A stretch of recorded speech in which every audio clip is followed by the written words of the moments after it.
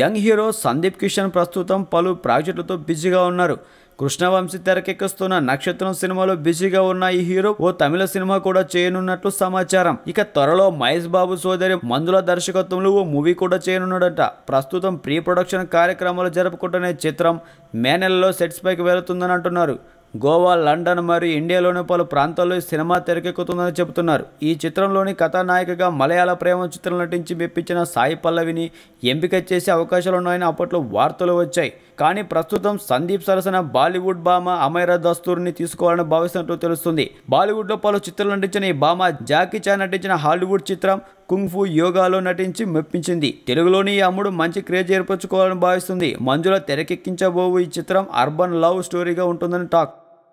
ఈ వీడియో మీకు నచ్చినట్లయితే సబ్స్క్రైబ్ చేయండి. ఫిలిమి స్టార్స్ బోలెడంత న్యూస్ బోల్డ్గా.